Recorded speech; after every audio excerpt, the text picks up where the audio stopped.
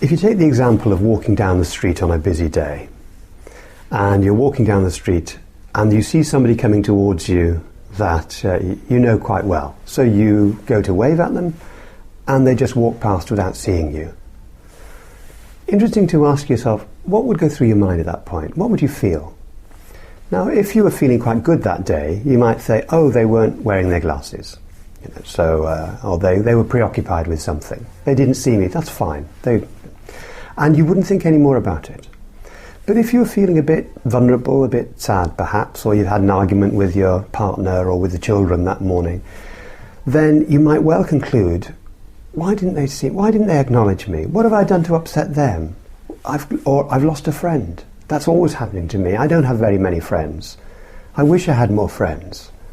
And 5 minutes later, as you walk down the street, you're still preoccupied with it.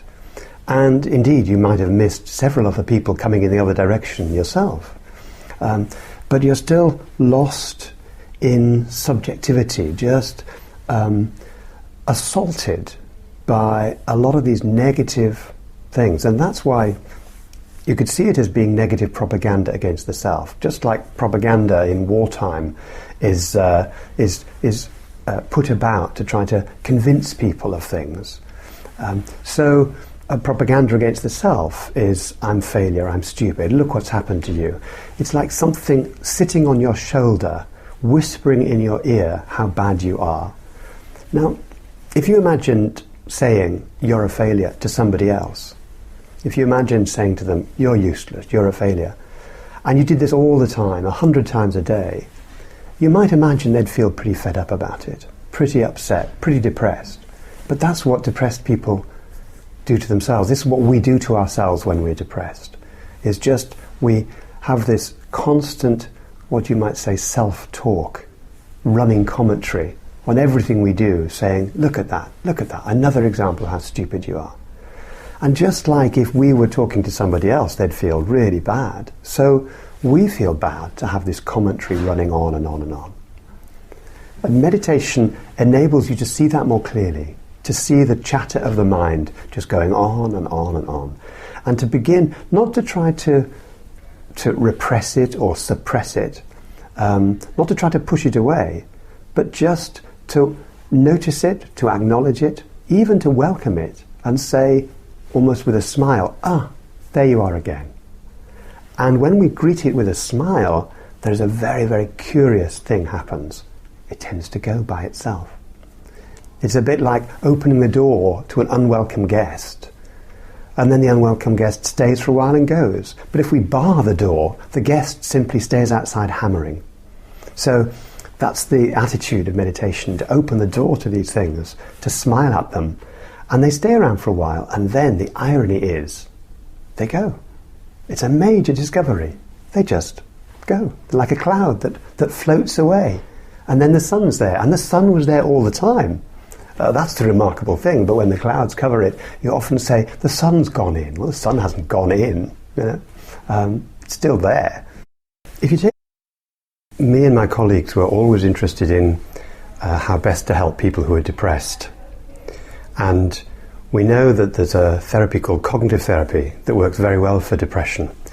And it works by helping people to become aware of the thoughts that go through their mind when they're depressed. For many years, people thought that when you get depressed, these thoughts were just there as a symptom of depression. So thoughts like, I'm worthless, I'm stupid, I'm a failure, nobody loves me, it'd be better off if I were dead. Very serious thoughts like that. And people had treated these as a symptom of depression. And what cognitive therapy does is say, well, they may be a symptom of depression, but they also make depression worse, they make it last longer. People start taking these thoughts seriously, believing them. And the more they believe them, the more they buy into them, and the more it makes them sad and depressed and so on. So cognitive therapy works by helping people to realize and to change their thinking, to look for the evidence. Now, when we came to another problem of depression, which is when people are better, how do they prevent themselves from getting depressed again? This demanded a new approach, because when people are well, their thoughts often disappear, these negative thoughts. So we needed an approach that actually taught people the same things that cognitive therapy had been teaching people, but that they could practice on any thoughts. And meditation is very useful for that, because in meditation you engage in practices. You sit, for example, focusing on the breath, and thoughts come up, any thoughts come up. So you can practice just seeing the thoughts come up and seeing them come, seeing them stay a while, seeing them go. We use mindfulness over an 8-week program where people come for classes once a week for 8 weeks, for 2 hours a week.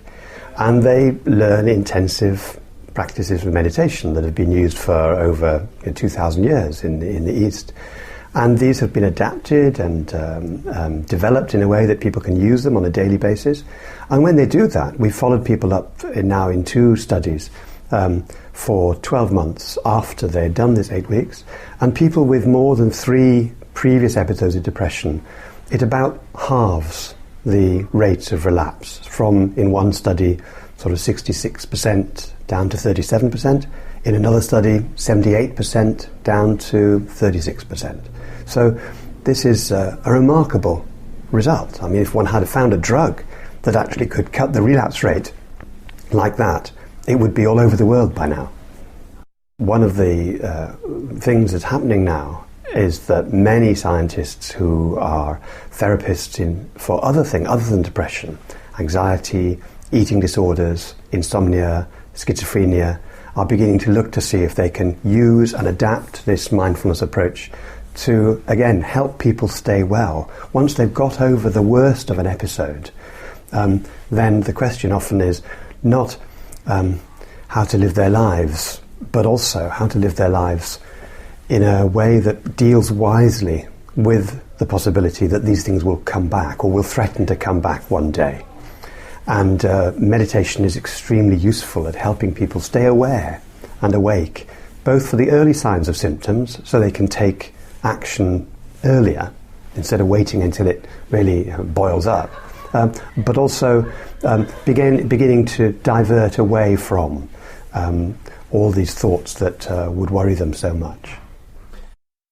One of the things that happens when people are doing this work is that at first it can seem a lot of work for very little apparent reward. We invite people in the classes to take home tapes and CDs and practice 6 days out of 7 for about 45 minutes a day.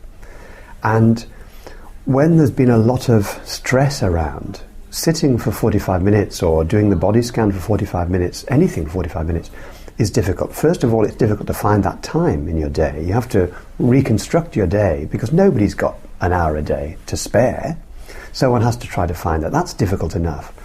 But then, if you sit, you suddenly perhaps are more aware for a while of all the pattern of the mind, the chatter of the mind that constantly goes on and on. And at first people think, well, this is not relaxing. This is not doing me any good. Because, normally when you get something from your doctor to take home, it's supposed to make you feel better. This doesn't seem to make people feel better. But gradually people learn that they don't have to enjoy it. They just have to do it. And that they don't have to enjoy it, they just have to do it and see what they discover. And after 3 or 4 weeks, they start discovering all sorts of things. First of all, that time that they've taken for themselves each day becomes very precious to them, because it's a time to be with themselves, for themselves, not necessarily for anybody else. They notice that they're noticing more things in their environment. They're noticing small things. They're noticing a bird flying off. They're noticing a leaf on a tree. They're noticing things that normally they'd think just dismiss as ugly, like a drain pipe or something. So they're aware, more aware of their environment. They feel more connected to their environment.